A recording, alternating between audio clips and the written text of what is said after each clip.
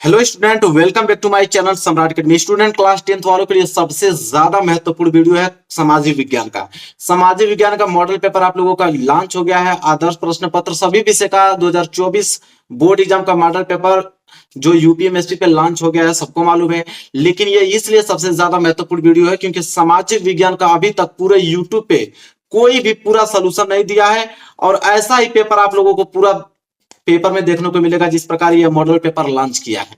ठीक है, पूरा सोल्यूशन मेरे प्यारे बच्चों थोड़ा क्वालिटी बढ़ाकर देखना है क्योंकि बोर्ड एग्जाम की कॉपी पे लिख के आया हूं। देखो, ये बोर्ड एग्जाम की कॉपी है, इसमें देखो कितना सुंदर से मैं लिख के लेके आया हूं। एक एक वर्ड आपको पहचान में आ रहा होगा, एक एक वर्ड लिख के लेकर आया हूं, इसलिए थोड़ा क्वालिटी आप लोग बढ़ा लेना है। या जब इसको क्या करना है, अगर आपको अच्छे तरीके से डाउनलोड कर लेना, 1080 में आप लोग इसको पूरा अच्छे तरीके से अच्छी क्वालिटी में डाउनलोड करके इसका नोट्स बना लेना, क्योंकि पूरा सोल्यूशन यहां तक कि अथवा वाला प्रश्न में भी नहीं छोड़ा हूं, सब कुछ मैं आप लोगों को किया हूं और मानचित्र भी पूरा डिटेल में समझाया हूं। ठीक है, 3 घंटे 15 मिनट का यह पेपर आप लोगों का रहेगा। पूर्णांक 70 नंबर का यह पेपर है। ठीक है, यहाँ पे कुछ सामान्य निर्देश दिए गए हुए हैं, जैसे कि मैं एक पढ़ के सुनाता हूँ। पहला निर्देश है, मैं बड़ा कर देता हूं ताकि निर्देश आपको समझ में आए। कह रहा कि सभी प्रश्न अनिवार्य है, जितना प्रश्न है सभी करना है। दूसरा है कि प्रारंभ के 15 मिनट परीक्षार्थियों को प्रश्न पत्र पढ़ने के लिए निर्धारित है। 15 मिनट आपको समय है पूरा इस प्रश्न पत्र को पढ़ने के लिए, और 3 घंटा में आपको पेपर को हल करना है। इसके बाद है कि यह प्रश्न पत्र 2 खंड अ और ब में विभाजित है। इस वीडियो को आप लोग 480 क्वालिटी पे करके देखिएगा, 480 पे, ताकि देखो बोर्ड एग्जाम की कॉपी पे लिखा हूं। थोड़ा जो ये आप लोगों का वर्ड है थोड़ा छोटा छोटा दिखने में लग सकता है, इसलिए क्वालिटी को बढ़ा देना ताकि पूरा सोल्यूशन इसमें मैंने बता रखा है, पूरा सोल्यूशन उसको कहीं ढूंढने की जरूरत नहीं पड़ेगी आप लोगों को। तो देखो, कह रहा है यह प्रश्न पत्र 2 खंड में विभाजित है, अ और ब में। फिर कह रहा है कि खंड अ में 20 बहुविकल्पीय प्रश्न है, जिसका उत्तर आपको ओएमआर शीट पे देना है, बहुविकल्पीय प्रश्न है। इसके बाद है कि ओएमआर शीट पर उत्तर अंकित किए जाने के पश्चात उसे काटना नहीं है, इरेजर द्वारा व्हाइटनर द्वारा उसका प्रयोग नहीं करके उसको मिटाना नहीं है। इसके बाद है कि खंड ब में 50 अंकों का वर्णनात्मक प्रश्न रहेगा। देखो, वर्णनात्मक पहला, वर्णनात्मक दूसरा, दो तरीके से रहेंगे, वर्णनात्मक पहला, वर्णनात्मक दूसरा, और मानचित्र संबंधित तो 2 प्रश्न रहेंगे 5-5 नंबर के।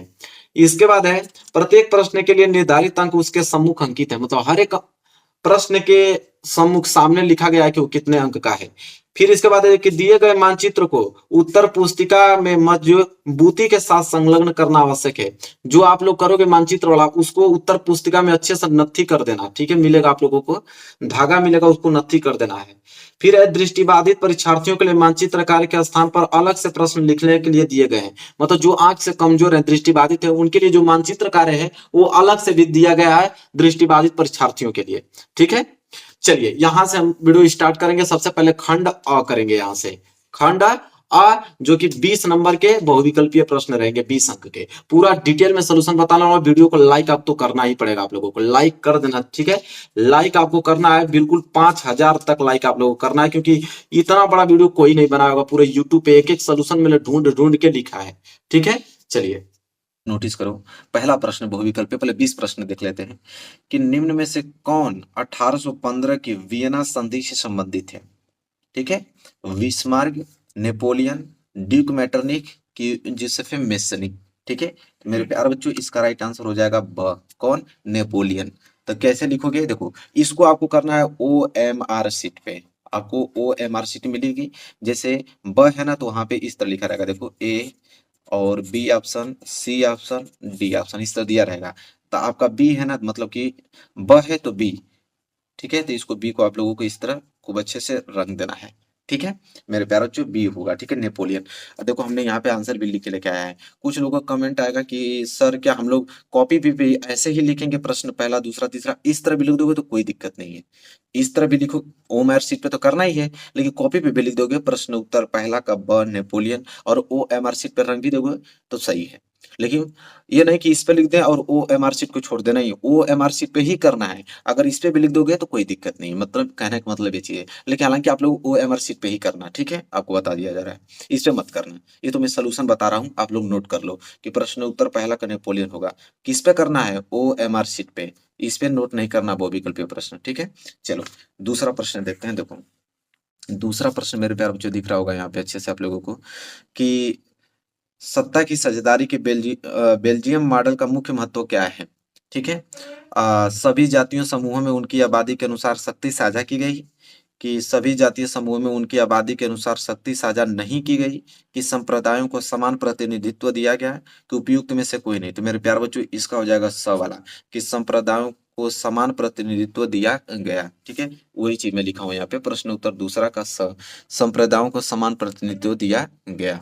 ठीक है, चलिए तो 2 प्रश्न हो गया ना। चलो अब देखो यहाँ पे, अब देखो तीसरा प्रश्न। ठीक है, क्या है कि 1928 1934 के बीच भारत में गेहूं की कीमत जो है 50% तक क्यों गिर गई? बाढ़ के कारण, कि सूखे के कारण, कि महामंदी के कारण, कि उपयुक्त में से कोई नहीं। तो मेरे प्यारे बच्चों महामंदी के कारण। ठीक है, स वाला राइट आंसर होगा। तो वही चीज मैं यहाँ पे लिखा हूँ कि प्रश्न उत्तर तीसरा का महामंदी के कारण। ठीक है, अब देखो चौथा प्रश्न, देखो क्या है कि ब्रेटन वुड्स नामक, मैं बड़ा करूंगा तब आपको दिखेगा। ठीक है, अब दिख रहा होगा। क्या है कि ब्रेटन वुड्स नामक संस्थान निम्नलिखित में से कहाँ स्थित है? ठीक है, अमेरिका में, यूरोप में, अफ्रीका में, इनमें से कोई नहीं। तो मेरे प्यारे बच्चों कहाँ पे? अमेरिका में, अमेरिका में स्थित है। ठीक है, और वहां पे अमेरिका लिखा भी हूँ। प्रश्न उत्तर चौथा का अमेरिका। पांचवा प्रश्न देखो, निम्नलिखित में से कौन सा लक्षण संघीय राज्य से संबंधित नहीं है? कठोर संविधान, की शक्तियों का केंद्रीकरण, की संघ एवं राज्यों के मध्य शक्तियों का विभाजन, की सर्वोच्च न्यायालय। तो मेरे प्यारे बच्चों इसका भी आप लोगों का राइट आंसर अ ही होगा, कठोर संविधान होगा। ठीक है, नोट कर लेना। चलो प्रश्न नंबर 6 देखते हैं यहाँ पे। देखो हमने लिखा भी है यहाँ पे, प्रश्न उत्तर पांचवा का कठोर संविधान, इसको नोट भी कर लेना। चलिए देखिए प्रश्न नंबर 6 क्या है कि निम्नलिखित में से सामाजिक विभाजन का कारण क्या है? मतलब पूछ रहा है कि चारों में से सामाजिक विभाजन का कारण क्या है? धर्म, की भाषा, की अ और ब दोनों के उपयुक्त में से कोई नहीं। तो मेरे प्यारे बच्चों स जो है राइट आंसर होगा, क्योंकि धर्म भी है और भाषा भी है। ठीक है, इन दोनों के आधार पर हम सामाजिक विभाजन के कारण ये दोनों हैं। तो हम लोग लिखेंगे कि धर्म और भाषा। ठीक है, प्रश्न उत्तर का 6। ठीक है, चलो सातवां प्रश्न देखो क्या है कि यदि हम लैंगिक विभाजन की बात करते हैं तो उसका अर्थ होता है, तो उसका अर्थ क्या होता है? समाज में स्त्री और पुरुष की असमान भूमिका, कि स्त्री और पुरुष के मध्य जैविक विभिन्नता, कि बालक और बालिकाओं की संख्या में असमानता, कि उपयुक्त में से कोई नहीं। मेरे प्यारे बच्चों ये प्रश्न देखो बहुत ज्यादा इंपॉर्टेंट है। ठीक है, तो देखो इसका राइट आंसर क्या होगा? प्रश्न उत्तर सातवां, समाज में स्त्री और पुरुष की असमान भूमिका। ठीक है, तो हम लोग ऑप्शन नंबर ए, समाज में स्त्री और पुरुष की असमान भूमिका होगा। ठीक है, चलो अगला प्रश्न देखो, दिख रहा है ना आप लोगों को 1 नंबर के लिए। राष्ट्रवाद का उदय सर्वप्रथम किस देश से हुआ? जर्मनी से, फ्रांस से, इटली से, ब्रिटेन से। तो ये तो नॉर्मल प्रश्न है, सबको मालूम होना चाहिए। किससे? फ्रांस से हुआ। तो राष्ट्रवाद का उदय सर्वप्रथम किस देश से हुआ? फ्रांस से। देखो मेरे प्यारे बच्चों आपसे रिक्वेस्ट है कि जितने प्रश्न आपको बताए जा रहे हैं सारे प्रश्न याद होने चाहिए। ठीक है, तब जाके आप 3 मार्च को पेपर दे के आइएगा, सारे प्रश्न मिलेंगे आप लोग और अच्छे मार्क्स से पास हो गए, 100% गारंटी है। बस आप लोग इन प्रश्नों को तैयार कर लेना। चलो प्रश्न नंबर 9 देखते हैं। देखिए मेरे प्यारे बच्चों प्रश्न नंबर 9 की तरफ बढ़ते हैं। देखो क्या है कि ड्यूक मैटरनिक ने हमारी सामाजिक व्यवस्था का सबसे खतरनाक दुश्मन किसको माना? रूसो को, कि विक्टर इमेनुअल को, कि काल्विन को, कि जूसेफे मेसनी को। तो मेरे प्यार बच्चों इसका डी जो है राइट आंसर होगा, जूसेफे मेसनी। देखो मैं लिखा भी हूँ यहाँ पे कि प्रश्न उत्तर 9 का जूसेफे मेसनी होगा। ठीक है, चलिए आगे बढ़ते हैं। अगला देखो प्रश्न 10वां क्या है कि लोकतांत्रिक शासन व्यवस्था अन्य व्यवस्थाओं से अच्छी है क्योंकि यह नागरिकों में समानता को बढ़ावा देती है, कि व्यक्ति की गरिमा को बढ़ावा देती है, कि अ एवं ब दोनों की उपयुक्त में से कोई नहीं। तो मेरे प्यारे बच्चों इसका सी जो है राइट आंसर होगा, क्योंकि नागरिकों में समानता को बढ़ावा भी देती है और व्यक्ति की गरिमा को भी बढ़ावा देती है। तो देखो यहाँ पे प्रश्न उत्तर 10वां देखो दोनों लिखा हूं, नागरिकों में समानता को बढ़ावा देती है और व्यक्ति की गरिमा को भी बढ़ावा देती है। चलो प्रश्न 10वां भी कंप्लीट हो गया। अब प्रश्न 11 की तरफ बढ़ते हैं। चलिए मेरे प्यारे बच्चों अगर आगे हम बात करें तो प्रश्न 11 देखिए क्या है कि मृदा किस प्रकार की प्राकृतिक संसाधन है? मृदा की बात कर रहा है कि मृदा जो है वो किस प्रकार की प्राकृतिक संसाधन है? नवीकरण योग्य संसाधन है, कि अनवीकरण योग्य संसाधन है, कि जैव संसाधन है, कि संभावी संसाधन है? तो मेरे प्यारे बच्चों जो है इसका राइट आंसर होगा, नवीकरण योग्य संसाधन है। कौन? भूमि। देखिए मैंने उत्तर पे भी लिखा है यहाँ पे कि प्रश्न उत्तर 11 नवीकरण योग्य संसाधन। ठीक है, चलिए मेरे प्यारे बच्चों, आगे अगर हम बात करें, अगला प्रश्न 12वां देख लीजिए क्या है कि निम्नलिखित में से पंजाब में भूमि संकुचन के मुख्य कारण क्या है? गहन खेती, अधिक सिंचाई, वनोन्मूलन की अति पशुचारण। बताओ मेरे प्यारे बच्चों, राइट आंसर क्या होगा इसका? तो मेरे प्यारे बच्चों, पंजाब में भूमि संकुचन का मुख्य कारण पूछ रहा है ना, तो वो है आपका अधिक सिंचाई। क्या है? अधिक सिंचाई। देखिए लिखा भी हूँ कि प्रश्न उत्तर 12 का अधिक सिंचाई। ठीक है, चलिए अगर आगे हम बात करें तो मेरे प्यारे बच्चों देखो, कह रहा है कि भारत के किस राज्य की शिशु मृत्यु दर निम्नवत है? भारत के पूछ रहा है कि भारत में कौन से राज्य में शिशु मृत्यु दर जो है, मृत्यु दर निम्नवत है? ठीक है, कम है, शिशु मृत्यु दर निम्नवत है। केरल में, बिहार में, पंजाब में, हरियाणा में। तो मेरे प्यारे बच्चों हो जाएगा आपका केरल। ठीक है, क्या हो जाएगा? केरल में। देखो लिखा भी हूं कि प्रश्न उत्तर 13वां का केरल होगा। ठीक है, चलिए आगे अगर हम बात करें तो प्रश्न नंबर हम लोग बढ़ते हैं 14 की तरफ कि सार्वजनिक एवं निजी क्षेत्र को किस आधार पर वर्गीकृत किया जाता है? रोजगार की परिस्थितियां, कि आर्थिक क्रिया की प्रकृति, कि उद्यम का स्वामित्व, कि किसी उद्यम में काम कर रहे श्रमिकों की संख्या। तो मेरे प्यारे बच्चों स जो है राइट आंसर होगा, उद्यम का स्वामित्व होगा इसका राइट आंसर। ठीक है, देखेंगे इसका उत्तर भी मैं लिखा हूं यहाँ पे, प्रश्न उत्तर 14 का उद्यम का स्वामित्व। ठीक है, देखिए आगे अगर प्रश्न नंबर 14 हो गया, प्रश्न नंबर 15 की तरफ बढ़ते हैं। देखिए आगे अगर हम बात कर ले मेरे प्यारे बच्चों, तो जैसा कि देख पा रहे हैं यहाँ पे कि भूक्षरण से क्या तात्पर्य, मैं बड़ा कर देता हूँ थोड़ा, कि भूक्षरण से क्या तात्पर्य है? भूमि का अनुपजाऊ होना, कि भूमि का दलदली होना, कि भूमि का उपजाऊ होना, कि भूमि का योजनाबद्ध होना। तो मेरे प्यारे बच्चों अ जो है राइट आंसर होगा, भूमि का अनुपजाऊ होना भूक्षरण का मतलब होता है। ठीक है, देखिए लिखा भी हूँ, यहाँ पे आप नोट कर सकते हैं। प्रश्न उत्तर 15 भूमि का अनुपजाऊ होना। ठीक है, चलिए प्रश्न 16वां देखिए, देखते हैं प्रश्न 16 क्या है कि गोंडवाना कोयला का जमाव किस क्षेत्र में नहीं पाया जाता है? दामोदर घाटी में, सोन घाटी में, महानदी घाटी में, कि चंबल घाटी में? तो मेरे प्यारे बच्चों चंबल घाटी में नहीं पाया जाता है गोंडवाना कोयला का जमाव। ठीक है, किस क्षेत्र में? चंबल घाटी क्षेत्र में। ठीक है, तो देखो प्रश्न 16 भी यहाँ पे हमने लिखा है कि प्रश्न 16 चंबल घाटी में। तो प्रश्न 16 भी कंप्लीट हो गया, प्रश्न 17 देखते हैं। देखिए आगे अगर हम बात करें तो 17वां प्रश्न देखिए क्या है कि भूमिहीन ग्रामीण मजदूरों के लिए सबसे अधिक उपयुक्त विकास का जो लक्ष्य है कौन सा है? और उपज का ज्यादा समर्थन मूल्य, कि वह अपने बच्चों को विदेश में बसा सके, कि अधिक मजदूरी, के उपयुक्त में से कोई नहीं।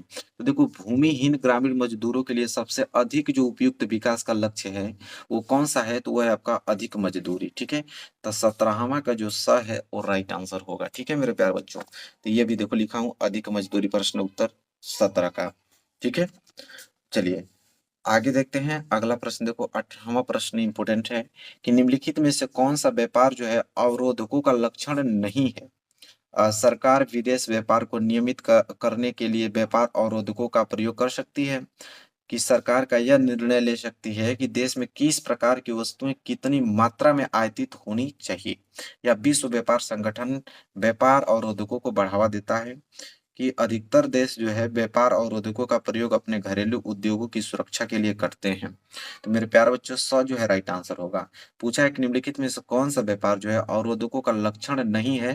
तो देखो विश्व व्यापार संगठन व्यापार अवरोधकों को बढ़ावा देता है। ठीक है, देखिए लिखा भी हूं कि विश्व व्यापार संगठन अवरोधकों को बढ़ावा देता है, प्रश्न उत्तर 18। ठीक है, चलो आगे अगर हम बात करते हैं तो अगला देखो क्या है, निम्नलिखित में से कौन सा जो है परंपरागत ऊर्जा का स्रोत नहीं है? पूछा है कि स्रोत नहीं है, कोयला, भूतापीय ऊर्जा और एवं व दोनों के उपयुक्त में से कोई नहीं। तो मेरे प्यारे बच्चों ऊर्जा का परंपरागत स्रोत नहीं है तो आपका है भूतापीय ऊर्जा। ठीक है, कौन? भूतापीय ऊर्जा। चलो ये भी हो गया, लिखा हूं इसको भी देखो, प्रश्न उत्तर 19 का भूतापीय ऊर्जा होगा। ठीक है, चलिए आगे अगर हम बात करते हैं तो चलो प्रश्न उत्तर हम लोग प्रश्न 20वां देखते हैं। देखो प्रश्न 20वां जो है कि वैश्वीकरण का बहुराष्ट्रीय कंपनियों के निवेश पर क्या प्रभाव पड़ा? बहुराष्ट्रीय कंपनियों के निवेश में वृद्धि हुई, कि बहुराष्ट्रीय कंपनियों द्वारा भारत के विदेशी व्यापार के अधिकांश भाग पर नियंत्रण, कि बहुराष्ट्रीय कंपनियों के आगमन से लोगों की आर्थिक स्थिति सुदृढ़ हुई, कि उपयुक्त सभी। तो मेरे प्यारे बच्चों द जो है राइट आंसर होगा, उपयुक्त सभी, क्योंकि ये तीनों हुई। तो देखो ऐसे लिखे हैं प्रश्न उत्तर। देखो 20वां का मैं छोटा कर देता हूँ ताकि आपको स्पष्ट दिखे, आप इसको नोट कर पाओ, अच्छे से लिख पाओ। देखो कॉपी में आप लोगों को ऐसे नहीं लिखना है, लिख भी दोगे तो गलत नहीं है, लेकिन आपको OMR शीट पे करना है, ठीक है। OMR शीट पे आप लोगों को रखना है, याद रखना 20 प्रश्न। तो देखो 20 प्रश्न अब तक हमने करा दिया।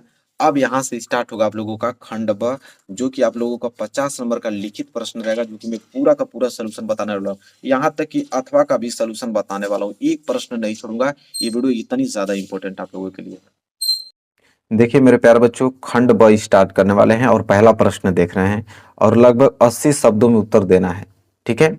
कह रहा कि प्रथम विश्व युद्ध के पश्चात होने वाली महामंदी के कारणों की समीक्षा कीजिए। 4 नंबर के लिए प्रश्न आएगा कि प्रथम विश्व युद्ध जो हुआ उसके बाद महामंदी के कारणों की समीक्षा करना है, ठीक है। चलिए देखते हैं कैसे इसका उत्तर लिखेंगे। तो देखिए खंड ब आपको वहीं डालना है और यहाँ पे डालना है प्रश्न उत्तर पहला, ठीक है। देखिए पूरा एकदम डिटेल में लिख के लेके आऊंगा, ऐसे ही बोर्ड एग्जाम की कॉपी टॉपर ऐसे ही लिखते हैं, जिस प्रकार मैंने लिख के आया है यहाँ पे, ठीक है। इसी प्रकार आपको लिखना है। लिखना है कि आर्थिक महामंदी का अर्थ जो है किसी देश की ऐसी आर्थिक दशा से है कि जब उत्पादन में भारी वृद्धि, लोगों की क्रय शक्ति में तीव्र गिरावट और मुद्रा के वास्तविक मूल्य में कमी आ जाए। ऐसी आर्थिक महामंदी 1929 में अमेरिका में आई थी और इसने जो समस्त विश्व को ग्रास बना लिया, जिसके कारण इसे महामंदी कहा जाता है, ठीक है। पहला कारण देखेंगे कि युद्ध द्वारा उत्पन्न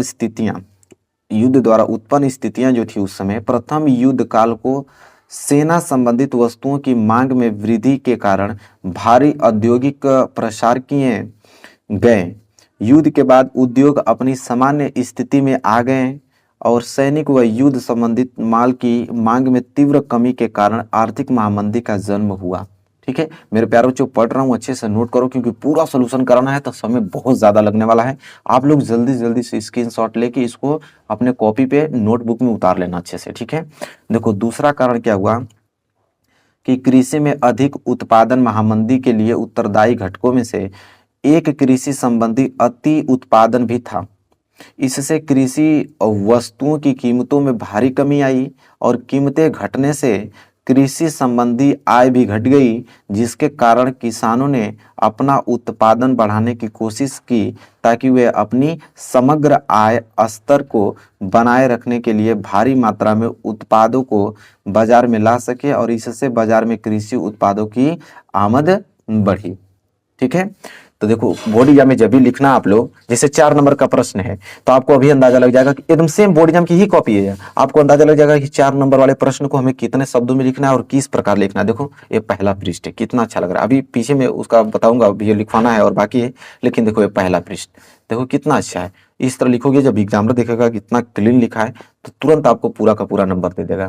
तो इसी प्रकार आप लोगों को लिखना है। चलिए और पढ़ते हैं।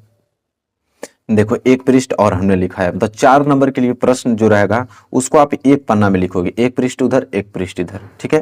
तो देखो और उसमें है कि कीमतें और नीचे चली गई और खरीदारों के अभाव में उपज सड़ने लगी। तीसरा यह हुआ कि ऋणों की कमी जो है 1920 के दशक के मध्य में बहुत से देशों ने अमेरिका से ऋण लेकर अपनी निवेश संबंधी जरूरतों को पूरा किया था। जब स्थिति ठीक थी तो अमेरिका से ऋण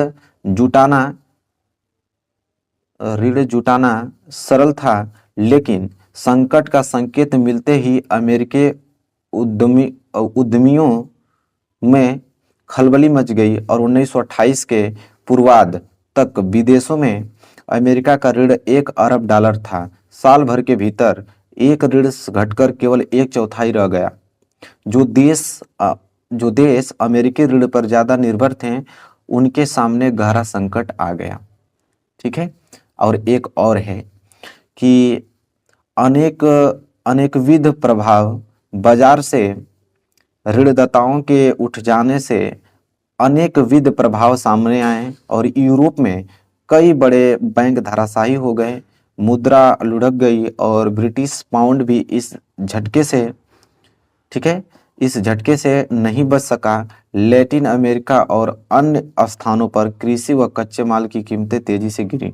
अमेरिकी सरकार इस महामंदी से अपनी अर्थव्यवस्था को बचाने के लिए आयातित पदार्थों पर 2 गुना सीम शुल्क वसूलने लगी, जिससे विश्व व्यापार की कमर ही टूट गई। ठीक है, तो इस प्रकार आप लोगों को लिखना है पहले प्रश्न का उत्तर। ठीक है, पहला प्रश्न क्या था, एक बार और दिखा देना चाहूंगा कि प्रथम विश्व युद्ध के पश्चात होने वाली महामंदी के कारणों की समीक्षा कीजिए। बहुत बहुत अच्छे से हमने समीक्षा किया है। ठीक है, अथवा देखो क्या है, पहले का अथवा कि 1928 से 1934 के मध्य होने वाली महामंदी का भारत अर्थव्यवस्था पर पड़ने वाले प्रभावों की समीक्षा कीजिए। और ये भी 4 नंबर, मतलब दोनों में से कोई एक ही करना होगा, ये नहीं कि आप दोनों करने लगो, नहीं, दोनों में से कोई एक ही करना होगा। बस मैं सलूशन आप लोगों को पूरा बता रहा हूँ। ठीक है, तो जब भी प्रश्न आएगा तो 2 ही आएगा, आप लोगों को अथवा करके देखा तो दोनों में से जो आएगा उसी को करना है, दोनों मत करना, नहीं तो नंबर नहीं मिलेंगे। ठीक है, चलिए तो उसका सलूशन देखते हैं हम लोग। तो देखिए मेरे प्यारे बच्चों, अब हमने अथवा यहाँ पे हेडिंग डाल दिया, प्रश्न उत्तर पहले का अथवा है यह। और देखिए कैसे हमने लिखा है कि भारतीय अर्थव्यवस्था पर महामंदी के प्रभाव। ठीक है, तो यहाँ पे हमने सबसे पहले हेडिंग डालूंगा, इसके बाद लिखूंगा कि महामंदी का भारतीय व्यापार पर बहुत गहरा प्रभाव पड़ा। 1928 से लेकर 1934 के मध्य भारत के आयात तथा निर्यात घटकर आधे रह गए। इसी दौरान भारत में गेहूं की जो कीमत में भी 50% तक कमी आई। पहला पॉइंट, आर्थिक महामंदी का सबसे बुरा प्रभाव उन काश्तकारों पर पड़ा जो अंतर्राष्ट्रीय बाजार के लिए उत्पादन करते थे। देखिए मेरे प्यारे बच्चों, पॉइंट बनाकर लिखोगे तो नंबर बहुत मिलेगा, ये नहीं कि एक हेडिंग डाल दिया और लगातार लिखते चला गया तो नंबर उतना नहीं मिलेगा। जिस प्रकार मैंने पॉइंट बना बना के लिखा है, मेन पॉइंट ऐसे लिखोगे पूरे नंबर मिलेंगे आपको। ठीक है, टॉपर जो होता है इसी प्रकार लिखता है। ठीक है, देखो दूसरा है कि बंगाल में जूट का उत्पादन करने वाले लोगों पर भी महामंदी का विनाशकारी प्रभाव पड़ा और जूट की कीमतों में 60% की वृद्धि हुई, जिस कारण जूट उत्पादक बर्बाद हो गए तथा पहले से ही अधिक कर्ज में डूब गए। ठीक है, इसके बाद है कि आर्थिक महामंदी के दौरान कृषि उत्पादों की कीमतों में बहुत कमी आई, परंतु औपनिवेशिक सरकार ने लगान में कोई कमी नहीं की। परिणाम स्वरूप ग्रामीण क्षेत्रों में फैल रहे असंतोष को देखते हुए महात्मा गांधी ने सविनय अवज्ञा आंदोलन आरंभ किया। और एक पॉइंट और है इसमें, इसके बाद प्रश्न समाप्त हो जाएगा वाला। अपने दैनिक खर्चों को पूरा करने के लिए काश्तकारों को अपनी जमीनों को जमींदारों के पास गिरवी रखने व जेवर बेचने के लिए विवश होना पड़ा। सरकार ने राष्ट्रवादी खेमे के दबाव में उद्योगों की रक्षा के लिए सीमा शुल्क बढ़ा दिए, जिस कारण औद्योगिक क्षेत्र में तीव्रता नजर आई। तो देखिए ये जो हमने पॉइंट बना बना के लिखा वो मेन पॉइंट लिखा है और एग्जामिनर वही देखना चाहता है, ये नहीं कि फालतू की जो भी चीजें लिखो, नहीं, मेन पॉइंट बना के लिखोगे पूरे अंक मिलने वाले। तो इस प्रश्न को याद कर लेना। ठीक है, अब देखो प्रश्न दूसरा हम लोग देखते हैं। देखो प्रश्न दूसरा मेरे प्यारे बच्चों यह है कि सत्ता की साझेदारी लोकतंत्र की आत्मा है, इस कथन की विवेचना कीजिए कि जो सत्ता की साझेदारी है वो लोकतंत्र की आत्मा है। और इस कथन को हमें बहुत डिटेल से समीक्षा करना है। तो देखो हमने लिखा है यहाँ पे कितना अच्छा से, सिंपल शब्दों में बस हो जाएगा। हमने लिखा है कि प्रत्येक समाज में सत्ता की साझेदारी की जरूरत होती है, भले ही वह छोटा हो या उसमें सामाजिक विभाजन न हो, क्योंकि सत्ता का विभाजन लोकतांत्रिक व्यवस्थाओं के लिए ठीक है। सत्ता की साझेदारी वास्तव में लोकतंत्र की आत्मा है और लोकतंत्र का आशय होता है कि जो लोग इस शासन व्यवस्था के अंतर्गत हैं उनके बीच सत्ता को बांटा जाए और यह लोग जो है इसी प्रकार रहें। वैध सरकार वही है जिसमें अपनी भागीदारी के माध्यम के सभी समूह शासन व्यवस्था में सम्मिलित होते हैं। सत्ता को अपनी नीतियां निर्धारित करने से पूर्व सर्वजन हिताय सर्वजन सुखाय की भावना समाहित अधिक से अधिक लोगों की साझेदारी प्रतिभागित हो। आधुनिक लोकतांत्रिक व्यवस्था में सत्ता की साझेदारी अत्यंत आवश्यक हो। ठीक है, बस इतना ही कम शब्दों में हमने इसको डिटेल में लिख रखा है और बहुत कम शब्दों में अच्छे से व्याख्या किया, पूरे के पूरे नंबर आपको मिलने वाले हैं। ठीक है, क्योंकि जो पूछा है वो हमने फैक्ट चीज दिया, कोई फालतू का चीज हमने नहीं लिखा इसमें। ठीक है, अब देखो दूसरा का अथवा हम लोग देखने वाले हैं। दूसरा का अथवा कि जाति में राजनीति एवं राजनीति में जाति की भूमिका की विवेचना कीजिए। चलिए चौथा 4 नंबर के लिए प्रश्न है, दूसरा का अथवा देखते हैं। चलिए देखिए अथवा हमने लिखा है, दूसरा का अथवा है यह। पहली हेडिंग हमारी रहेगी कि जाति में राजनीति की भूमिका। ठीक है, इसके बाद हमने पहला पॉइंट इसमें लिखा है कि हर जाति खुद को बड़ा बनाना चाहती है, अतः पहले वह अपने समूह की जिन उप जातियों को छोटा या नीचा बताकर अपने से बाहर रखना चाहती थी, अब उन्हें अपने साथ लाने की कोशिश करती है। ठीक है।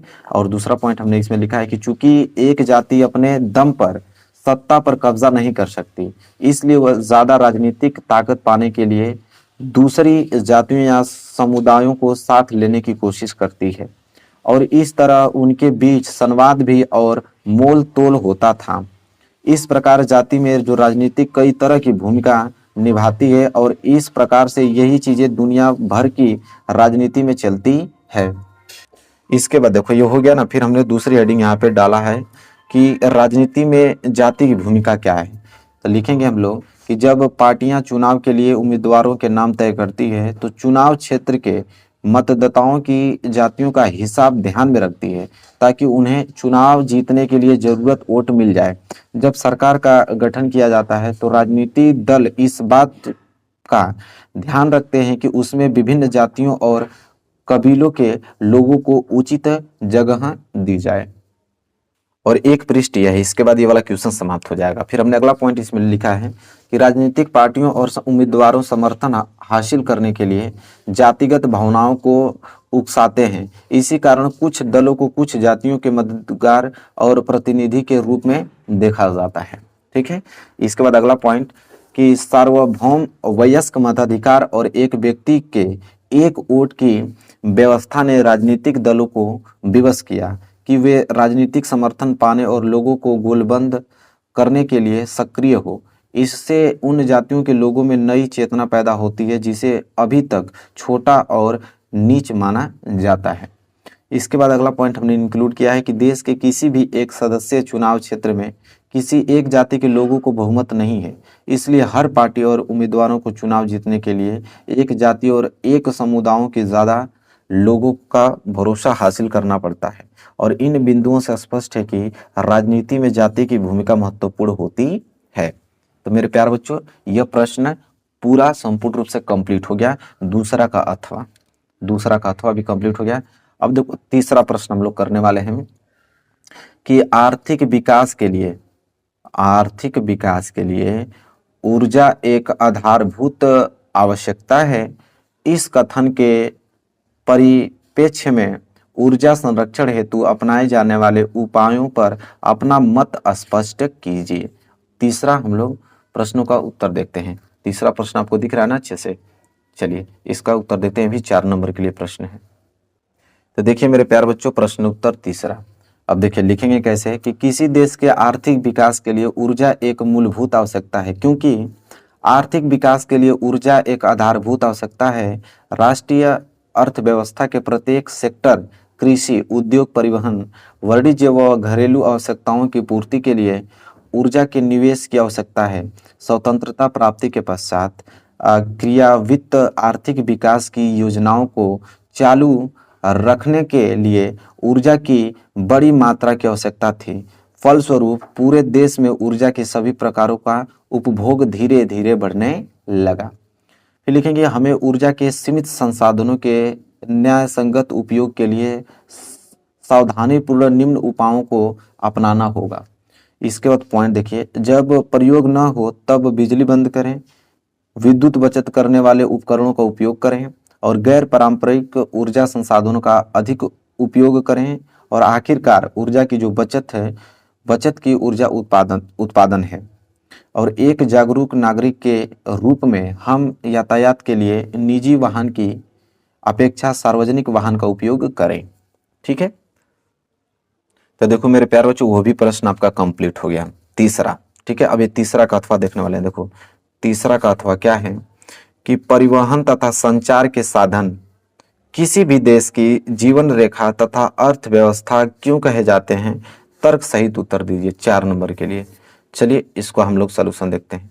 तो देखो प्रश्न उत्तर तीसरा का अथवा लिखेंगे हम लोग कि परिवहन और संचार के साधनों को किसी राष्ट्र और अर्थव्यवस्था की जीवन रेखा है, क्योंकि ये साधन अर्थव्यवस्था की रीढ़ है और किसी राष्ट्र के विकास की पहचान है। परिवहन और संचार व्यापार के विस्तार और अर्थव्यवस्था को बढ़ावा देने में मदद करते हैं। परिवहन और संचार के विकास ने वैश्वीकरण को जन्म दिया है। संचार और परिवहन में तेजी से वृद्धि ने हर देश के लोगों की जीवन शैली में सुधार किया है। रेलवे, जलमार्ग, वायु मार्ग, समाचार पत्र और रेडियो, इंटरनेट ने दुनिया को हमारे दरवाजे पर ला दिया है और सामाजिक और आर्थिक विकास में योगदान दिया है। भारत जैसे कृषि प्रधान देश में परिवहन और संचार के अनंत साधनों से राष्ट्रीय अर्थव्यवस्था को मदद मिली। किसान कम समय में माल का परिवहन करने और अधिक पूंजी अर्जित करने में सक्षम है। भारत अपने बेहतर वायुमार्ग और रेलवे के कारण भी पूरी दुनिया से अच्छी तरह जुड़ा हुआ है। परिवहन और संचार के साधनों के कारण ही स्थानीय व्यापार अंतर्राष्ट्रीय स्तर पर पहुंच गया, जो हर देश के आर्थिक विकास के लिए उत्कृष्ट है। परिवहन कम समय में कामकाजी लोगों को एक स्थान से दूसरे स्थान तक जाने की अनुमति देता है। तो ये देखो तीसरा का अथवा एक पेज में हमने अच्छे से लिखा है, पूरे के पूरे अंक मिलने वाले हैं हमको।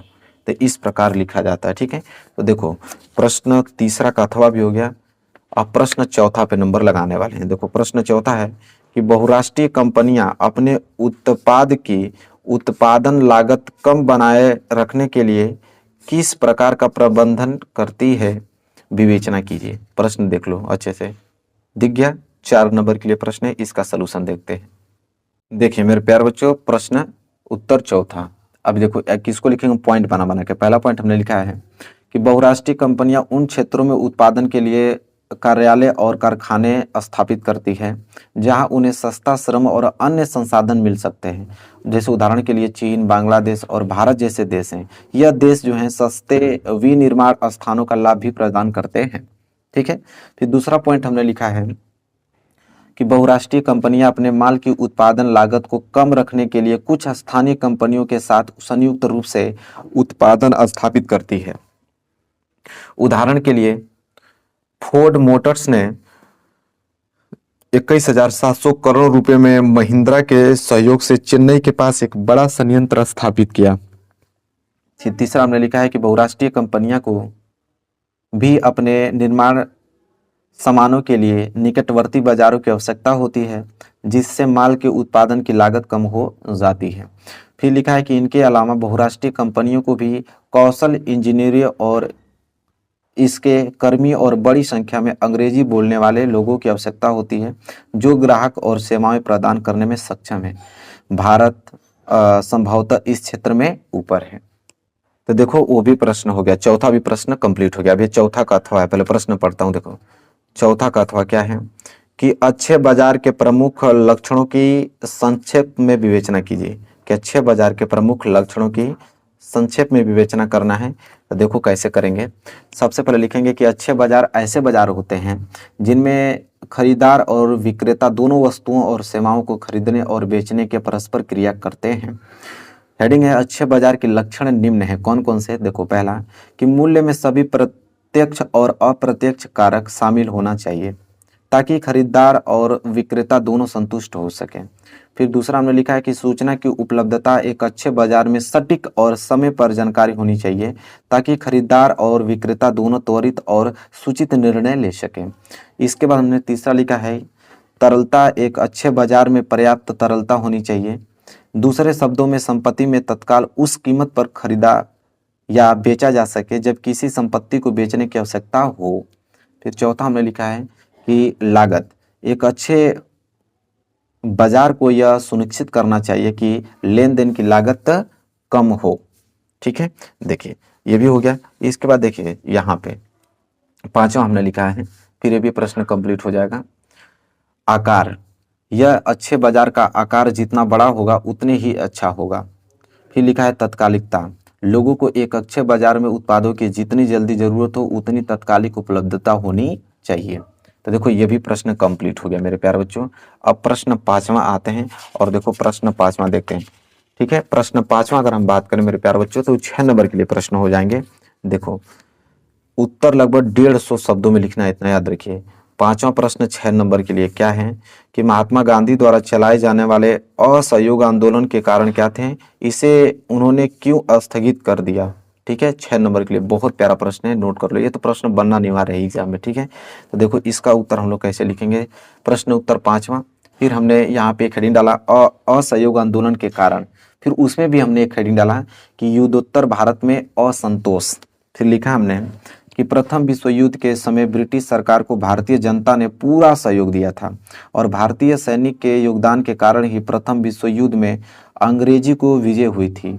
भारतीयों को यह विश्वास था कि युद्ध के समाप्त होने के बाद ब्रिटेन भारत को दिए गए वचनों का पालन करेगा और उनको स्वशासन दिलाएगा, परंतु ब्रिटिश सरकार ने भारत के स्वशासन के नाम पर मांटफोर्ड सुधार ही किए, जिससे भारतीयों में असंतोष फैल गया। चलिए अब देखते हैं। देखो 150 शब्दों 180 शब्दों में लिखना है, तो भाई ज्यादा तो लिखना ही पड़ेगा ना। फिर हमने दूसरा लिखा है यहाँ पे कि हेडिंग डाला है कि जनता में निराशा व असंतोष का माहौल। लिखा है कि ब्रिटिश सरकार के द्वारा युद्ध व्यय के रूप में बलपूर्वक भारी मात्रा में धन की उगाही की गई और मुद्रास्फीति के कारण आवश्यकता वस्तुओं के मूल्य में असाधारण वृद्धि के कारण जनता का प्रत्येक वर्ग जो है आर्थिक कष्ट से गुजर रहा था और इस स्थिति के लिए ब्रिटिश सरकार को उत्तरदायी माना जा रहा था। फिर तीसरा हमने हेडिंग डाला रॉलेट एक्ट। लिखा है यहाँ पे कि 18 मार्च 1919 को एक अधिनियम पारित किया गया जिसके अनुसार किसी भी व्यक्ति को गिरफ्तार कर मनमाने समय तक नजरबंद रखा जा सकता था। भारत में सभी वर्गों एवं समुदायों द्वारा इसका विरोध किया गया। चौथा हमने लिखा जलियांवाला बाग हत्याकांड। लिखा कि रॉलेट एक्ट तथा सरकार के सत्याग्रहों के विरुद्ध चलाए गए दमन चक्र के विरोध हेतु 13 अप्रैल 1919 को अमृतसर के जलियांवाला बाग में एक सार्वजनिक सभा हुई और इस सभा में सैनिक शासन के प्रमुख जनरल डायर के द्वारा अंधाधुंध गोलियां चलाई गई, जिससे लगभग 800 व्यक्ति मारे गए तथा 2000 घायल हुए और इस कांड ने ऐसे असंतोष को जन्म दिया जो असहयोग, इसके बाद यहाँ पे लिखोगे, जो असहयोग आंदोलन के रूप में प्रकट हुआ। इसके बाद हमने हेडिंग डाला है कि असहयोग आंदोलन को स्थगित करने के कारण। लिखेंगे उत्तर प्रदेश के चौरी चौरा में हिंसक भीड़ ने एक पुलिस थाने में आग लगा दी थी, जिसमें पुलिस और आंदोलन के जो प्रदर्शनकारियों के बीच झड़प के दौरान 22 पुलिस कर्मियों की मौत हो गई। गांधी जी को ऐसा लगा कि लोग अहिंसा के माध्यम से सरकार के खिलाफ विद्रोह के लिए तैयार नहीं है। मोतीलाल नेहरू और CR दास जैसे कई नेता हिंसा की हितपुत घटनाओं के कारण आंदोलन स्थगित करने के खिलाफ थे, परंतु गांधी जी अहिंसात्मक आंदोलन में विश्वास करते थे, अतः इस हिंसात्मक घटना से उन्हें आघात लगा और उन्होंने असहयोग आंदोलन को स्थगित कर दिया। ठीक है, और फरवरी 1922 में चौरी चौरा कांड के बाद गांधी जी ने आंदोलन वापस ले लिया। तो मेरे प्यारे बच्चों, ये भी प्रश्न आप लोगों का यहाँ पे कंप्लीट हो गया। और प्रश्न आपका 5वां, ठीक है, 150 शब्दों में लिखना था ना। देखो 150 शब्दों में लिखना था। इसके बाद इसका अथवा देखो कि सत्याग्रह का क्या अर्थ है, सत्याग्रह पर महात्मा गांधी के क्या विचार थे, ये भी 6 नंबर के लिए 150 शब्द में लिखना पड़ेगा इसको भी। तो चलो 5वां का अथवा देखते हैं। देखिए 5वां का अथवा है, ठीक है, सत्याग्रह का अर्थ हमने हेडिंग डाला है और लिखा है कि गांधी जी के शब्दों में, मतलब गांधी जी ने क्या कहा था अपने शब्दों में। लिखेंगे कि सत्याग्रह शारीरिक बल नहीं है, सत्याग्रही शत्रु को कष्ट नहीं पहुंचाता, वह अपने शत्रु का विनाश नहीं करना चाहता। सत्याग्रह के प्रयोग में दुर्भावना के लिए कोई स्थान नहीं होता है। सत्याग्रह का शाब्दिक अर्थ है सत्य आग्रह अर्थात सत्य के लिए आग्रह करना। महात्मा गांधी के विचार से सत्याग्रह का मूल आधार सत्य की शक्ति पर आग्रह तथा सत्य की खोज करना। महात्मा गांधी इसके प्रबल समर्थक। उनके अनुसार सत्याग्रह का आशय इस प्रकार था। देखो, पहला, यदि आपका उद्देश्य सच्चा है और आपका संघर्ष अन्याय के विरुद्ध है, तो आपको अपने उत्पीड़क का मुकाबला करने के लिए किसी भी शारीरिक बल आवश्यकता नहीं है। इसके अतिरिक्त किसी भी प्रकार का प्रतिशोध की भावना अथवा आक्रामकता का सहारा के लिए बिना एक सत्याग्रही केवल अहिंसा के माध्यम से ही अपने संघर्ष में सफल हो सकता है। इसके लिए अहिंसा के मार्ग से अपने शत्रु की चेतना की विछेड़ना चाहिए, न केवल शत्रु की अपितु सभी लोगों को हिंसा के माध्यम से सत्य को स्वीकार करने के स्थान पर सत्य को देखने और उसे सहज भाव, ठीक है, सहज भाव, फिर इसके बाद इधर हमने लिखा है सहज भाव से स्वीकार करने हेतु प्रेरित किया जाना चाहिए। दूसरा हमने लिखा है कि गांधी जी के अनुसार सत्य और अहिंसा के मार्ग को अपनाकर किए गए संघर्ष में सत्य को ही जीत होती है। ठीक है, उनका यह अटूट विश्वास था अहिंसा का धर्म सभी भारतवासियों को एकता के सूत्र में बांध सकता है। ठीक है, तो ये भी प्रश्न कंप्लीट हो गया। देखो प्रश्न 6 यहाँ पे स्टार्ट हो गया है और प्रश्न 6 मेरे प्यार बच्चों क्या है मैं पढ़ के सुनाता हूँ। प्रश्न 6 देखो यह है, इसको नोट करो और ये भी 6 नंबर के लिए प्रश्न है कि लोकतांत्रिक सुधार का क्या अर्थ है और इसके लिए मतलब इसके लिए उठाए जा सकने वाले किन्हीं 4 कदमों का उल्लेख कीजिए। प्रश्न आप पहले नोट कर लो। ठीक है, प्रश्न आप लोगों का 6 है, दिख रहा है ना आपको, प्रश्न दिखना ही चाहिए। चलिए प्रश्न आप लोग नोट कर लीजिए। ठीक है, इसका सोल्यूशन देखिए यहाँ पे है। तो प्रश्न उत्तर 6, पहला हेडिंग हमने डाला है कि लोकतंत्र सुधार या राजनीतिक सुधार में लिखेंगे सामान्य तौर पर लोकतंत्र की विभिन्न चुनौतियों के बारे में सभी सुझाव या प्रस्ताव लोकतांत्रिक सुधार या राजनीतिक सुधार कहे जाते हैं। लोकतांत्रिक सुधारों को नागरिकों के अधिकार के रूप में माना जाता है और लोकतांत्रिक सुधार हमेशा लोकतांत्रिक सिद्धांतों को अधिक मजबूत बनाते हैं। दूसरा हमने हेडिंग डाला है कि लोकतंत्र या राजनीतिक सुधार के लिए उठाए जाने वाले निम्न कदम कौन कौन से हैं। पहला, लोकतंत्र या राजनीतिक सुधार में कानून की महत्वपूर्ण भूमिका होती है। कानून में सावधानी पूर्वक तैयार किए गए परिवर्तन गलत या राजनीतिक प्रथाओं को समाप्त करने और अच्छे लोगों को प्रोत्साहित करने में मदद कर सकते हैं, लेकिन केवल कानूनी संवैधानिक परिवर्तन ही लोकतंत्र के लिए चुनौतियों को दूर नहीं कर सकते हैं। लोकतांत्रिक जो सुधार है मुख्य रूप से राजनीतिक कार्यकर्ताओं, पार्टियों, आंदोलनों और राजनीतिक रूप से लोगों के जागरूक होने की भागीदारी द्वारा किए जाने चाहिए। देखिए मैं स्पीड में इसलिए पढ़ा हूँ कि बहुत ज़्यादा सोल्यूशन करना है मेरे प्यारे बच्चों, पूरे के पूरे पेपर का सोल्यूशन करा रहा हूँ। ठीक है, तो इसलिए आप लोग बस नोट करते जाओ अच्छे से और अपने घर पे अच्छे तरीके से लर्न कर लेना इसको। देखो दूसरा है कि सबसे अच्छे कानून वे हैं जो लोगों की लोकतांत्रिक सुधार करने के लिए सशक्त बनाते हैं। सूचना का अधिकार अधिनियम एक ऐसे कानून का एक अच्छा उदाहरण है जो लोगों को यह पता लगाने का अधिकार देता है कि सरकार में क्या हो रहा है और लोकतंत्र के प्रहरी के रूप में इसके क्या क्या कार्य हैं। ठीक है, तीसरा हमने लिखा है कि लोकतंत्र सुधार या राजनीतिक सुधार का मुख्य फोकस जो है लोकतांत्रिक व्यवहार को मजबूत करने के तरीकों पर होना चाहिए। चौथा हमने लिखा है कि लोकतंत्र सुधार या राजनीतिक सुधार के किसी भी प्रस्ताव में न केवल इस बारे में सोचना चाहिए कि एक समाधान क्या है, बल्कि यह सभी सोचना चाहिए कि इसे कौन और कैसे लागू करेगा। ये भी प्रश्न कंप्लीट हो गया मेरे प्यारे बच्चों। अब हम देखेंगे प्रश्न 6 का अथवा। देखो प्रश्न 6 का अथवा क्या है कि वैध शासन का क्या अर्थ है, लोकतंत्र किस प्रकार उत्तरदायी जिम्मेदार एक वैध सरकार का गठन करता है।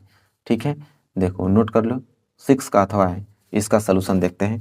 तो इसका सलूशन देखने के लिए देख रहे हो ना पूरा कॉपी भर गया। हमको लगता है कि बी कॉपी मुझे लेना पड़ेगा, बी कॉपी तो लेना ही पड़ेगा क्योंकि मैं अथवा भी करा रहा हूँ ना, तो ए कॉपी में ही हो जाता। अब देखो अथवा, फिर हेडिंग हमने डाला वैध शासन। जब देश में स्वतंत्र एवं निष्पक्ष रूप से चुनाव करवाए जाते हैं तथा चुनाव के माध्यम से चुनी गई लोकतांत्रिक सरकार जब शासन में भागीदारी लेती है तो उस तरह के शासन को वैध शासन कहा जाता है। और लोकतांत्रिक व्यवस्थाओं में जो सामाजिक, आर्थिक एवं राजनीतिक समस्याओं का समाधान किया जाता है उनका तथा सांस्कृतिक गतिविधियों को बढ़ावा मिल जाता है और इन्हीं आधारों पर लोकतांत्रिक सरकारें अपने नागरिकों के प्रति उत्तरदायी तथा जिम्मेदार होते हुए वैध सरकार बनाती है और इसलिए लोकतांत्रिक सरकार को वैध सरकार भी कहा जाता है। और इसे निम्न बिंदुओं की सहायता से समझा जा सकता है। कौन कौन से, तो आपको अलग अलग पॉइंट्स से हेडिंग आपको बना के लिखना पड़ेगा। जैसे पहला हेडिंग हमने लिखा है उत्तरदायी सरकार। ठीक है, और इसमें लिखेंगे कि उत्तरदायी सरकार एक ऐसी सरकार होती है कि जो जिम्मेदार हो अथवा जो अपने कार्यों अथवा निर्णयों को सिद्ध कर सके। लोकतांत्रिक सरकार जो है लोगों अथवा संसद के प्रति उत्तरदायी होती है और लोकतंत्र में लोग अपने प्रतिनिधि चुनते हैं जो सरकार का गठन करते हैं तथा यदि वे लोगों, अब यहाँ भर गया तो मुझे इधर लिखना पड़ेगा, देखो की इच्छाओं के अनुसार कार्य न करे तो लोगों को उसे बदलने का अधिकार होता है। इसके बाद अगला हेडिंग हमने डाला जिम्मेदार सरकार क्या होती है, कि जिम्मेदार सरकार एक ऐसी सरकार होती है जो लोगों की आवश्यकताओं तथा मतलब उम्मीदों की तरफ सकारात्मक रूप से ध्यान देती है, और सरकार ऐसे निर्णय लेती है, नीतियां बनाती है जो लोगों को मंजूर हो, और इसके अंतर्गत जब भी आवश्यकताएं पड़े लोग निर्णय लेने में भाग ले सकते हैं। तो जिम्मेदार सरकार भी हो गया। एक होता है वैध सरकार।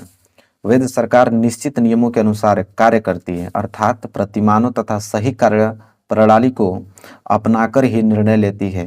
कहने का तात्पर्य यह है कि नागरिकों को यह जानने की स्वतंत्रता होती है कि क्या निर्णय सही कार्य प्रणाली द्वारा किए गए हैं, इसे पारदर्शिता कहते हैं। तो ये भी प्रश्न आप लोगों का 6 का अथवा भी कंप्लीट हो गया। अब देखिए हम लोग देखने वाले हैं सातवां प्रश्न, क्या ये भी 6 नंबर के लिए है, कि वैश्वीकरण का क्या अर्थ है, वैश्वीकरण का कृषि पर पड़ने वाले प्रभाव का वर्णन कीजिए। यह प्रश्न बहुत ज़्यादा इंपॉर्टेंट है। तो ये मतलब सारे प्रश्न इंपॉर्टेंट, इसको तैयार कर लेना आप लोग। तो चलो इसका देखते हैं प्रश्न नंबर 7वां। देखो प्रश्न 7वां हमने लिख दिया और हेडिंग हमने वैश्वीकरण हेडिंग डाला। लिखेंगे इसमें कि आज पूरी दुनिया की अर्थव्यवस्था आपस में जुड़ी हुई है और विश्व के विभिन्न देशों की जो अर्थव्यवस्था के इस परस्पर जुड़ाव को वैश्वीकरण या ग्लोबलाइजेशन कहते हैं। और वैश्वीकरण द्वारा विश्व अर्थव्यवस्था के साथ राष्ट्र की अवधारणा का एकीकरण होता है और इसे भूमंडलीकरण या विश्व व्यापारीकरण भी कहा जाता है। ठीक है, इसके बाद तुरंत हेडिंग हम डालेंगे कि भारतीय कृषि पर वैश्वीकरण के पड़ने वाले प्रभाव। लिखेंगे कि 1990 के बाद जो वैश्वीकरण का युग आया और भारतीयों के सामने नई चुनौतियों खड़ी कर दी, जिसने आर्थिक परिवेश को ही बदल दिया। और चाय, कपास, चावल, कॉफ़ी, जूट और मसाले मुख्य उत्पादन थे, परंतु फिर भी भारतीय कृषि विश्व के विकसित देशों से स्पर्धा करने में असमर्थ थी, क्योंकि उन देशों में कृषि को अत्यधिक सहायता दी जाने लगी। और कुछ समय बाद तो वैश्वीकरण से निम्न प्रकार सकारात्मक प्रभाव भारतीय कृषि पर देखने को मिले। चलिए देखिए, फिर हमने हेडिंग डाला है कि आधुनिक यंत्र तथा नई तकनीकी का प्रयोग। लिखा हूँ कि कृषि उत्पादन बढ़ाने के लिए आधुनिक कृषि यंत्र तथा नई तकनीकों का प्रयोग होने लगा, जिससे फसलों के उत्पादन में काफी वृद्धि हुई। अगली हेडिंग है कि निर्यात में वृद्धि। ठीक है, तो देखिए निर्यात में वृद्धि क्या हुआ कि वैश्वीकरण से भारत के कई कृषि उत्पाद के निर्यात में काफी वृद्धि हुई। फिर अगली हेडिंग हमने डाल दिया कि उत्तम बीजों का प्रयोग। ठीक है, इस तरह आप हेडिंग बना बना के लिखोगे पॉइंट वाइज तो पूरे नंबर मिलने वाले हैं आप लोगों को। ये नहीं कि एक हेडिंग बना दिया पूरा लिखने लगूंगा तो उससे नंबर कट जाते हैं। फिर है आपका उत्तम बीजों का प्रयोग। हम लिखेंगे उत्तम बीजों के प्रयोग से कृषि उत्पादों की गुणवत्ता बढ़ गई, जिससे किसानों को अपने उत्पादन का पहले से ज्यादा मूल्य प्राप्त होने लगा। फिर फसल उत्पादन पर बल, लास्ट हेडिंग है। आज किसान उसी फसल के उत्पादन पर बल देता है जिससे उसे अधिकतम लाभ प्राप्त हो सके, और इस प्रकार हम कह सकते हैं कि वैश्वीकरण के प्रभाव भारतीय कृषि पर अधिक पड़ा है। तो ये भी प्रश्न कंप्लीट हुआ। प्रश्न नंबर क्या था आपका 7वां। और प्रश्न 7वां का अथवा करने वाले हैं। अथवा क्या है कि भारत में पाए जाने वाले मोटे अनाजों का उल्लेख करते हुए उन अनाजों की पैदावार के लिए उपयुक्त भौगोलिक परिस्थितियों का वर्णन करना है, जो कि 6 नंबर के लिए पूछा जाएगा। ठीक है, तो चलिए देखिए हमने प्रश्न 7वां का अथवा यहाँ पे डाल दिया है। और पहले हेडिंग हमने डाला है कि भारत में पाए जाने वाले मोटे अनाज तथा भौगोलिक परिस्थितियां। लिखेंगे कि ज्वार, बाजरा, मक्का और रागी भारत में उगाए जाने वाले मुख्य मोटे अनाज हैं। और यद्यपि ये अनाज मोटे अनाज कहा जाता है, परंतु इसमें जो पोषक तत्वों की मात्रा है अत्यधिक होती है। और उदाहरण के तौर पे देखें तो रागी में प्रचुर मात्रा में लोहा और कैल्शियम, सूक्ष्म पोषक और भूसी मिलती है। ठीक है, फिर हमने ज्वार हेडिंग डाला, ये भी मोटे अनाज के अंतर्गत आता है ज्वार। फिर लिखा हमने कि क्षेत्रफल और उत्पादन की दृष्टि से ज्वार जो है देश की तीसरी महत्वपूर्ण खाद्यान्न फसल है, और यह फसल जो है वर्षा पर निर्भर होती है। अधिकतर आर्द्र क्षेत्रों में उगाए जाने के कारण इसके लिए सिंचाई की आवश्यकता नहीं होती है, और इसके प्रमुख उत्पादन जो राज्य हैं वो महाराष्ट्र हैं, कर्नाटक हैं, आंध्र प्रदेश और मध्य प्रदेश हैं। ठीक है, ज्वार के लिए। फिर अगली हेडिंग रहेगी बाजरा है। ठीक है, लिखेंगे कि यह बलुआ और उथली काली मिट्टी पर उगाया जाता है, और राजस्थान, उत्तर प्रदेश और महाराष्ट्र, गुजरात और हरियाणा इसके मुख्य उत्पादन राज्य हैं। और रागी शुष्क प्रदेशों की फसल है, और यह लाल, काली और बलुआ, दोमट और उथली काली मिट्टी पर अच्छी तरह उगाई जाती है। ठीक है, तो ये बाजरा हुआ। अब ये भर गया, अभी इधर लिखेंगे हम लोग। फिर है रागी। लिखेंगे कि रागी के प्रमुख उत्पादक राज्य कर्नाटक हुआ, हिमाचल प्रदेश हुआ, उत्तराखंड और सिक्किम, झारखंड और अरुणाचल प्रदेश हैं। अब लास्ट हेडिंग आपकी रहेगी मक्का, और मक्का में लिखोगे कि यह एक ऐसी फसल है कि जो खाद्यान्न व चारा दोनों के रूप में प्रयोग होती है, और यह एक खरीफ फसल है जो 21 डिग्री सेल्सियस तापमान में पुरानी जलोढ़ मिट्टी पर अच्छी प्रकार से उगाई जाती है। और बिहार जैसे कुछ राज्यों में मक्का रबी की ऋतु में भी उगाई जाती है। कर्नाटक, मध्य प्रदेश और उत्तर प्रदेश, बिहार और आंध्र प्रदेश और तेलंगाना मक्का के मुख्य जो है उत्पादक राज्य हैं। तो ये भी प्रश्न कंप्लीट हुआ। अब देखो प्रश्न 8वां यहाँ से स्टार्ट होगा, और प्रश्न 8वां भी 6 नंबर के लिए प्रश्न पूछा जाएगा। क्या है प्रश्न 8वां? देखो प्रश्न 8वां मेरे प्यारे बच्चों ये है, मैं थोड़ा ऊपर करके दिखाता हूँ आप लोगों को, कि असंगठित क्षेत्र के श्रमिक सामाजिक भेदभाव के भी शिकार हैं। क्या आप इस कथन से सहमत हैं? कारण सहित उत्तर लिखिए। 6 नंबर के लिए प्रश्न पूछा जाएगा। तो देखो कैसे लिखेंगे। तो हमने प्रश्न उत्तर 8वां लिखा, और लिखा कि असंगठित क्षेत्र के श्रमिक जो हैं सामाजिक भेदभाव के भी शिकार हैं। हम इस कथन से सहमत हैं क्योंकि असंगठित क्षेत्र छोटी छोटी और बिखरी इकाइयों जो अधिकांशतः सरकारी नियंत्रण से बाहर होती है उनके द्वारा निर्मित होता है, और इस क्षेत्र के नियम और विनिमय तो होते हैं, परंतु उनका, अब देखो यहाँ से लिखेंगे, पृष्ठ मेरा भर गया है, परंतु उनका अनुपालन नहीं होता है। असंगठित क्षेत्र में कम वेतन वाले रोजगार हैं, प्रायः नियमित नहीं होते हैं, जहां अतिरिक्त समय में काम करने, सवेतन छुट्टी, अवकाश, बीमारी के कारण छुट्टी इत्यादि का कोई प्रावधान नहीं है। रोजगार सुरक्षित नहीं है, श्रमिकों को बिना किसी कारण काम से हटाया जा सकता है। और असंगठित क्षेत्रों में काफ़ी संख्या में लोग अपने अपने छोटे कार्यों जैसे सड़कों पर विक्रय अथवा मरम्मत कार्य में स्वतः नियोजित हैं, और इसी प्रकार किसान अपने खेतों में काम करते हैं और ज़रूरत पड़ने पर भी श्रमिकों को लगाते हैं।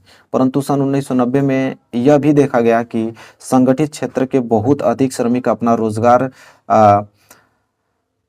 खोते जा रहे हैं, और ये लोग असंगठित क्षेत्र में कम वेतन पर काम करने के लिए विवश हैं। अतः संगठित क्षेत्र में और अधिक रोजगार की जरूरत के अलावा श्रमिकों को संरक्षण और सहायता की भी आवश्यकता है। और ग्रामीण क्षेत्रों में असंगठित क्षेत्र मुख्यतः भूमिहीन कृषि श्रमिकों, छोटे और सीमांत किसानों, फसल बटाईदारों और कारीगरों जैसे बुकरों, लुहारों, बढ़ई, सुनार से रचित होता है। भारत में लगभग 80 बटाईदारों और कारीगरों, देखो भारत में 80% ग्रामीण परिवार छोटे और सीमांत किसानों की श्रेणी में आते हैं, और इन किसानों को समय से बीज, कृषि उपकरणों, खाद्य भंडारण सुविधा और विपणन केंद्र की पर्याप्त सुविधा उपलब्ध कराने की जरूरत है। और शहरी क्षेत्रों में संगठित क्षेत्र मुख्यतः लघु उद्योगों के श्रमिक, निर्माण, व्यापार एवं परिवहन में कार्यरत आकस्मिक श्रमिकों और सड़कों पर विक्रेता का काम करने वालों, सिर पर बोझ ढोने वाले श्रमिकों, वस्त्र निर्माण करने वाले और कबाड़ उठाने वालों से रचित है। लघु उद्योगों को भी कच्चे माल की प्राप्ति और उत्पाद के विपणन के लिए सरकारी मदद की आवश्यकता होती है, और आकस्मिक श्रमिकों को शहरी और ग्रामीण दोनों क्षेत्रों में संरक्षण दिए जाने की जरूरत है। अतः यह सभी कारक जो हैं श्रमिकों के सामाजिक और आर्थिक शोषण की तरह इशारा करते हैं। तो देखो ये भी प्रश्न कंप्लीट हो गया, प्रश्न 8वां। अब प्रश्न 8वां का अथवा देखेंगे हम लोग कि मानव विकास सूचकांक क्या है, और मानव विकास नापने वाले मूलभूत अवयवों का वर्णन कीजिए। और यह प्रश्न आप लोगों के लिए 6 नंबर के लिए प्रश्न है। ठीक है, चलिए तो देखिए इसका सलूशन देखेंगे। ये तो मेरा पृष्ठ भर ही गया है यहाँ पे अथवा।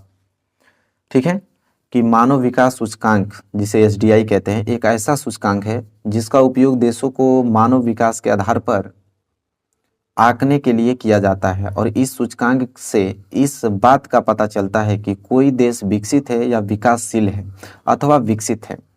देखो मानव विकास सूचकांक के गणना के मूलभूत अवयव, हेडिंग हमने डाला है, लिखेंगे कि मानव विकास सूचकांक की गणना जीवन प्रत्याशा स्कूली शिक्षा के औसत और अपेक्षित वर्ष और प्रति व्यक्ति सकल राष्ट्रीय आय द्वारा की जाती है, जो मानव विकास के स्तरों पर देशों के श्रेणीगत करने में उपयोग किया जाता है। और जिस देश की प्रत्याशा शिक्षा स्तर एवं प्रति व्यक्ति आय अधिक होती है उसे उच्च श्रेणी प्राप्त होती है।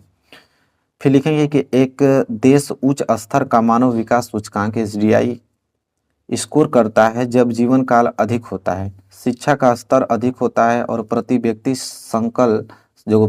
सकल राष्ट्रीय आय होता है वो अधिक होती है। और इसे पाकिस्तानी अर्थशास्त्री महबूब उल हक द्वारा विकसित किया गया था। और इसका उपयोग संयुक्त राष्ट्र विकास कार्यक्रम के मानव विकास रिपोर्ट कार्यालय द्वारा देश के विकास को मापने के लिए किया गया था। अगला हेडिंग हमने डाला जीवन प्रत्याशा। लिखा हमने कि मानव विकास सूचकांक का पहला जो घटक है एक लंबा और स्वस्थ जीवन मापा जाता है। दुनिया भर में जीवन प्रत्याशा के लंबे समय तक चलने वाले अनुमानों के आधार पर इसकी गणना की जाती है। अगला हेडिंग हमने डाला स्कूली शिक्षा के अपेक्षित और औसत वर्ष। मानव विकास सूचकांक का दूसरा घटक जो है जो स्कूल में प्रवेश की उम्र में बच्चों की स्कूली शिक्षा के अपेक्षित वर्षों और वयस्क आबादी के स्कूली शिक्षा के औसत वर्षों से मापा जाता है। अगली हेडिंग है प्रति व्यक्ति सकल राष्ट्रीय आय। लिखा हमने कि मानव विकास सूचकांक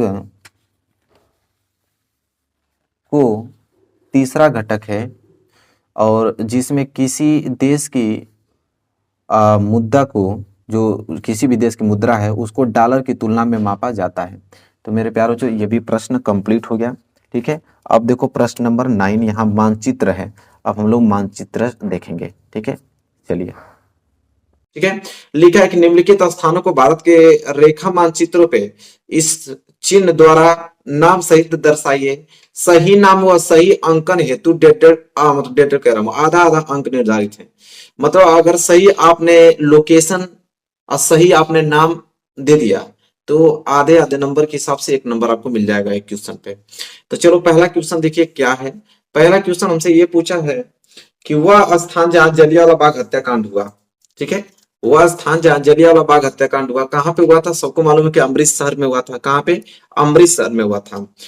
अब अमृतसर इस लोकेशन में कहां है आपको नाम सहित आपको दर्शाना होगा। तो चलो अमृतसर ढूंढते हैं। तो देखो ये वाला जो लोकेशन है यहाँ पे आपको दिखाई दे रहा है, यह आपका अमृतसर है। तो लोकेशन आपको बिंदु टाइप कर देना क्योंकि इसी बिंदु से दर्शाना था। इस तरह बिंदु आपको कर देना है और यहाँ पे आप लाइन ड्रॉ कर कर आपको दर्शाना है कि ये जो बिंदु है वो है आपका अमृतसर। क्या है? अमृतसर। तो यहाँ पे लिखना भी पड़ेगा आपको कि ये बिंदु अमृतसर है और यहाँ पे डालना भी पड़ेगा कि क का हमने उत्तर दिया है 9 का क। ठीक है, देखो यहाँ पे 9 का क, यहाँ पे अब एग्जामिनर चेक करेगा तो उसको समझ में आ जाएगा कि आपने 9 का क दिया है। दूसरा प्रश्न यह है वह स्थान जहां से गांधी जी ने नमक बनाना प्रारंभ किया। तो नमक बनाना प्रारंभ गांधी जी ने कहां से किया था वो स्थान पूछ रहा है। ठीक है, तो उन्होंने किया था दांडी में। तो दांडी आप लोकेशन में देखिए, दांडी आप कहाँ है, दांडी लोकेशन आपको याद होना चाहिए। तो ये जो लोकेशन आप देख रहे हैं यहाँ पे, ये लोकेशन आपका दांडी का है। ठीक है, तो यहाँ पे आपको इस तरह डॉट चिन्ह लगाकर और यहाँ पे आपको इंडिकेट करना पड़ेगा कि यह लोकेशन दांडी का है। ठीक है, लिखना पड़ेगा दांडी। और आपने ख का उत्तर दिया तो इसके आगे ख लिखना पड़ेगा। ठीक है, ताकि एग्जामिनर समझ जाए। चलो ये भी क्वेश्चन हो गया। अगला क्वेश्चन की बात करें तो देखिए अगला प्रश्न क्या है, वह स्थान जहां नील की खेती करने वाले किसानों ने आंदोलन किया। तो नील की खेती करने वाले किसानों ने आंदोलन कहां पे किया था? तो वो चंपारण में किया था। कहां? चंपारण में। तो चंपारण का लोकेशन कहाँ है वो देखना है। तो ये वाला पोर्शन आप देख रहे हैं, ये वाला यहाँ पे होता है चंपारण। ठीक है, तो यहाँ पे बिंदु ड्रा करके और स्केल की सहायता से लाइन आप ड्रॉ कर लीजिए यहाँ पे और लिख दीजिए कि चंपारण। ये जो लोकेशन है यह है चंपारण। ठीक है, तो यहाँ पे चंपारण लिखने के बाद ये ग वाला था ना, तो यहाँ पे ग भी लिखना है आप लोगों को, ग। ठीक है, इसके बाद देख लेते हैं आगे। अगला है वह स्थान जहां सूती मिल श्रमिकों ने सत्याग्रह किया। सूती मिल श्रमिकों ने जो सत्याग्रह किया वो कौन सा स्थान है? ठीक है, तो उन्होंने अहमदाबाद में किया था। कहां पे? अहमदाबाद। अब अहमदाबाद लोकेशन क्या है उसे हम लोग ड्रा करना है। ठीक है, तो देखिए अहमदाबाद यहाँ पे है, ये जो लोकेशन आपको दिखाई दे रहा है ये आपका अहमदाबाद है। ठीक है, तो यहाँ करने के बाद यहाँ पे लाइन ड्रा कर देना है और यहाँ पे लिख देना है कि ये लोकेशन आपका अहमदाबाद है, अहमदाबाद। ठीक है, और आपने घ किया है तो यहाँ पे घड़ी घर लिख देना है। ठीक है, देखिए कितना अच्छा सा लग रहा है, पूरा नंबर मिल जाएगा। लास्ट प्रश्न इसका है, इसके बाद हम लोग भूगोल वाला देखेंगे। वह स्थान जहां दिसंबर 1920 में भारतीय राष्ट्रीय कांग्रेस का अधिवेशन हुआ। देखिए दिसंबर एक सितंबर में भी, तो सितंबर अगर यहाँ रहा था सितंबर 1920 तो वो आपको कोलकाता में हुआ था, लेकिन यहाँ पे दिसंबर 1920 है तो वो नागपुर में हुआ था। ठीक है, अधिवेशन। अब नागपुर लोकेशन में आप लोगों को ढूंढना है। ठीक है, तो यहाँ पे जो लोकेशन आपको दिखाई दे रहा है ये वाला, ये आपका नागपुर है। ठीक है, तो यहाँ पे लिखना ड़ और क्या लिखोगे नागपुर, नागपुर लिखोगे। और यहाँ पे लिखना भी है कि 1920 वो भी दिसंबर वाला, दिसंबर की जो अधिवेशन हुआ 1920 में वह नागपुर में हुआ था। ठीक है, इस तरह अब देखो पूरा का पूरा आपको नंबर मिल जाएगा। और यहाँ पे हमने सोल्यूशन भी कर दिया, यहाँ से 5 नंबर आप लोगों का क्लियर हो गया। ठीक है, चलिए अब हम लोग इसके बाद वाले प्रश्न जो 10वां है उसको देखते हैं, वही मानचित्र का ही है, तो इतिहास से था वो भूगोल से होगा, उसको अब ड्रा करते हैं। देखिए प्रश्न नंबर 10वां नहीं, वो 9 का क था, ये 9 का ख है। ठीक है, इसमें भी बोला है, दिए गए भारत के मानचित्र में निम्नलिखित को दर्शाइए। अब इस चिन्ह को अलग अलग तरीके से हम लोगों को दर्शाना है। करा कि पश्चिम बंगाल का एक उत्थान। ठीक है, तो पश्चिम बंगाल का कोई उद्यान होगा उसको इस चिन्ह द्वारा दर्शाना है। नर्मदा नदी पर कोई बांध है तो उसको इस चिन्ह से हम लोगों को दर्शाना है मानचित्र पर। महानदी को इस चिन्ह से, झारखंड का एक कोयला क्षेत्र को त्रिभुज के आकार से दर्शाना है। भारत के पूर्वी तट पर स्थित एक पतन को आयत के चिन्ह द्वारा दर्शाना है। तो चलिए सब कुछ लोग करते हैं, एक मानचित्र नया ले लेते हैं हम लोग इसके लिए, भूगोल के लिए। चलिए पहला प्रश्न देखिए क्या बोला है यहाँ पे। पहला बोला कि पश्चिम बंगाल का एक जो उद्यान है इस चिन्ह द्वारा नाम सहित आपको दर्शाना है। तो पश्चिम बंगाल का एक उद्यान है सुंदरवन। क्या है? सुंदरवन। अब यहाँ पे सुंदरवन लोकेशन में क्या है वो हम लोगों को ढूंढना है। तो यह लोकेशन आप देख रहे हैं, यह लोकेशन आप लोगों का सुंदरवन है। ठीक है, तो यहाँ पे आप लोगों को पहले इस तरफ लोकेशन को बिंदु कर देना है। ठीक है, बिंदु करने के बाद मैं आपको बताता हूँ करना क्या है। इस तरह आपको तीर लगाकर और यहाँ पे लिखना है आपको सुंदरवन। क्या लिखना है? सुंदरवन लिखना है। और सुंदरवन लिखने के बाद आपको किस चिन्ह द्वारा दर्शाना था? इससे, यह बॉक्स था इस तरह, यही था ना, देखिए यही था, इस चिन्ह द्वारा। तो यह आपका 9 का पहला हो गया। ठीक है, 9 का ख यहाँ लिखेंगे, 9 के ख का ये क्वेश्चन नंबर पहला यहाँ पे सॉल्व हो गया। ठीक है, चलिए, नहीं तो अगर ये नहीं लिखेंगे बस इस चिन्ह से भी दर्शाएंगे तो समझ जाएगा एग्जामिनर कि हाँ सुंदरवन जो है वो आपका पश्चिम बंगाल का एक उद्यान है। ठीक है, इसके बाद दूसरा है नर्मदा नदी पर बना बांध। नर्मदा नदी पर बना बांध को इस चिन्ह से दर्शाना है। तो नर्मदा नदी पर कौन बांध बना है? सरदार सरोवर बांध। तो सरदार सरोवर बांध का लोकेशन देखते हैं। यह लोकेशन यहाँ दिखाता हूँ, यह लोकेशन सरदार सरोवर बांध का है। तो यहाँ इस तरह बिंदु लगाकर आपको यहाँ पे इस तरह स्केल द्वारा खींचेंगे। इसके बाद इसका लोकेशन का नाम लिखेंगे सरदार सरोवर बांध। क्या लिखेंगे? सरदार सरोवर बांध लिखेंगे आप। सरदार सरोवर बांध लिखने के बाद मेरे प्यारे विद्यार्थी इसका लोकेशन किस तरह दर्शाना था? इस तरह करने के बाद बीच में रंगना था। ठीक है, यह सरदार सरोवर बांध का है, देखिए इसी तरह रंगना था। चलिए ये भी हो गया। इसके बाद है कि महानदी इस चिन्ह द्वारा नाम सहित। तो महानदी किस लोकेशन पे है? तो लोकेशन ढूंढना है महानदी का। तो देखते हैं महानदी इस लोकेशन पे है, ये जो लोकेशन है ये लोकेशन महानदी का है। तो महानदी का लोकेशन मिल गया, इसको हम लोग स्केल की सहायता से खींचकर लिखेंगे, ये आपका महानदी है। क्या है? महानदी। इसका लोकेशन के लिए कौन सा चिन्ह बना था? इस तरह कि ये इस तरह आ रहा है, इस तरफ पर है, दोनों नदी आपस में इस तरह मिल रही है, ये महानदी का चिन्ह है। ठीक है, इसके बाद तब हम अगला प्रश्न पढ़ेंगे और देखेंगे। अगला महानदी भी हो गया।